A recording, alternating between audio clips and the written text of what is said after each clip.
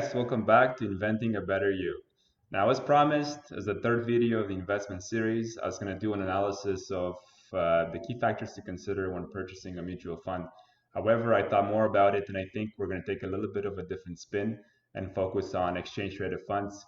Most importantly, because ETFs are much easier to acquire. They don't require a third party to purchase or sell. They are cheaper and they're equally profitable, and in some cases even more profitable than mutual funds.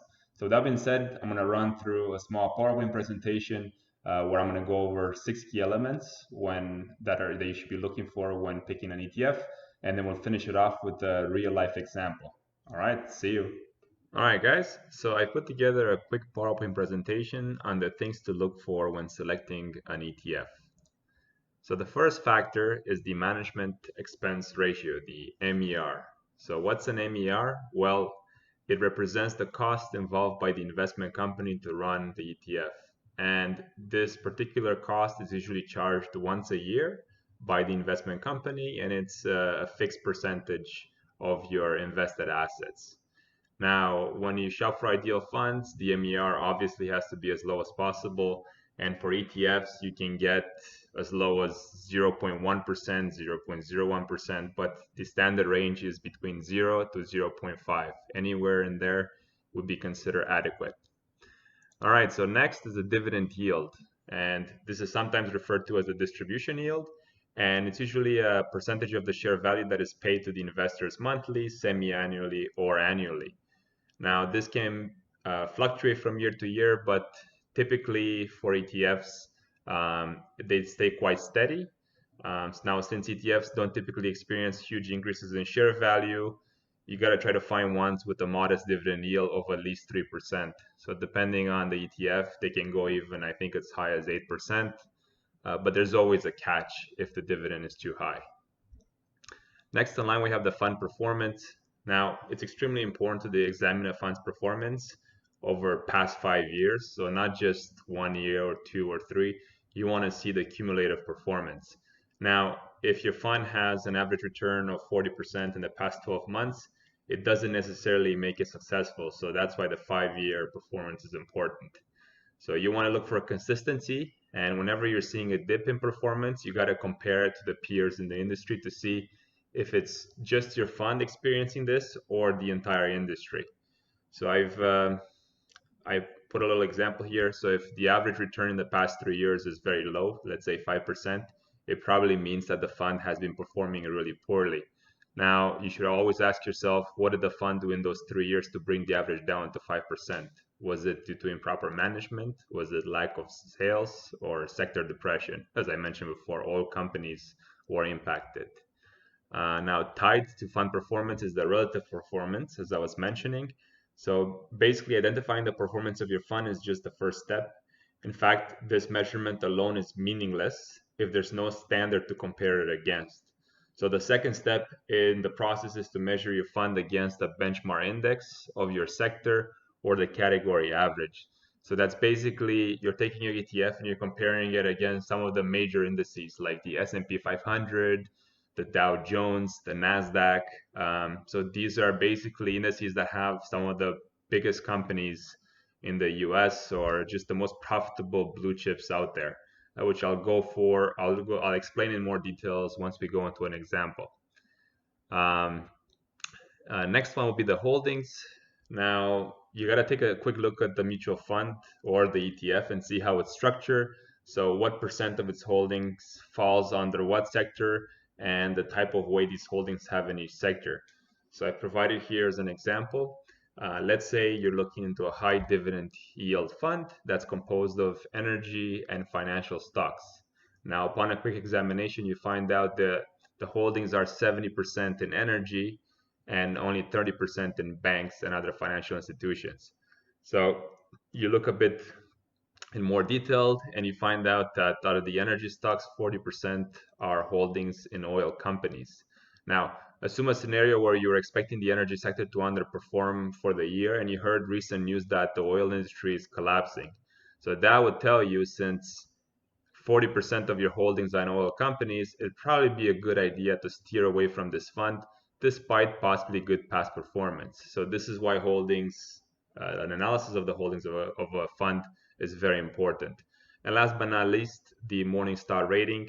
This is a quantitative assessment of a fund's past performance based on return and risk. This is a standard rating that you'll see among many funds, and it's between 1 to 5 stars, 5 stars being the best rated. In my opinion, anything between 3 and 5 would be ideal. So that's it. We're going to move on into a real life example on how I would find an ETF and how I would assess it. Thanks. All right, guys, to run you through a real life example. So if you watch my previous videos, let's say you did a search on the best ETFs for 2020, and scroll down here and let's select this link here, best growth ETFs for Q1 of 2020. So you can go ahead, read the article, and then for the purpose of this example, I'll pick this first one, Technology Select Sector SPDR Fund. XLK is the ticker symbol. So basically, when you search for this fund on sites like Yahoo Finance, you can put the name or the ticker, the XLK. So I've picked Yahoo Finance because everyone has access to this website. It's publicly available and it's easy to navigate. So we're gonna go ahead here and type XLK. Here it is, the exact same ETF. Click on it, and then we're brought up to this page. Now, if you remember from the PowerPoint, there were a number of factors that I explained that are important to verify. So over here in the summary tab, we can already see the price of the fund, which this is an okay price. For some people, this might be too expensive. It just depends on your budget. This is price per share. Now, the yield for this fund is 1.15%. That's fairly low, but it's not uncommon for an ETF. And the management expense ratio, so the MER, as I previously mentioned, is 0.13, which is fairly low. So this is considered adequate. Now, if we want to look into just the performance of this mutual fund, we can click on chart analysis here. And as I mentioned before, I like to take a look at the 5-year performance just to get an idea of how the fund on average performs. So as you can see from 2017 or even from before that, from 2016 all the way until now, you have a positive slope. So overall, this fund has gone from $48.59, as you see here on the black on the right side of the screen, all the way up to $113 today. Now, there's been some dips in the market. Here and here are the two major dips, but you'll notice that these are actually associated to the market in general, the market crashes. It's not necessarily just this fund's performance. Now, I mentioned it's important to compare it against the benchmark index just to see how your fund does. So if you can click on comparison here, and I have the 3 major indices that I've mentioned before, the Dow Jones, the NASDAQ, and the S&P 500, which contain some of the biggest and most powerful and profitable companies in the world. So if you click in the Dow Jones, you can change the color of the line that you want it to be displayed, let's say red. So we can see that this fund, which is our fund in blue, did significantly better than the Dow Jones. And see, the Dow also dipped here and here, signifying that this was an overall market crash and it was not just an issue with the management or this particular fund. So let's go ahead and add in the S&P 500, another common index. We'll put this one in green here. And we can see that the S&P 500 again underperformed compared to our particular index fund here. And then just for the NASDAQ, I know some people like to see this as well. We'll put NASDAQ in yellow.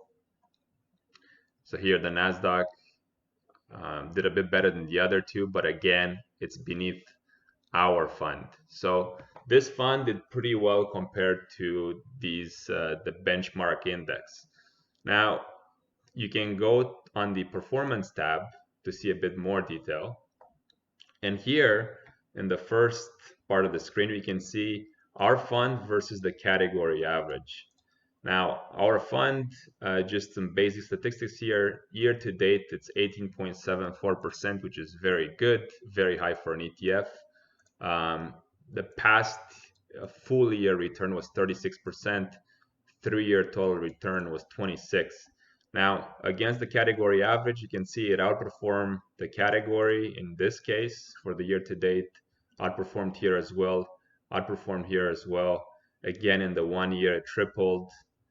3 years outperformed, 5 years outperformed. So clearly this fund, it's much better than others in its category. So this looks very promising.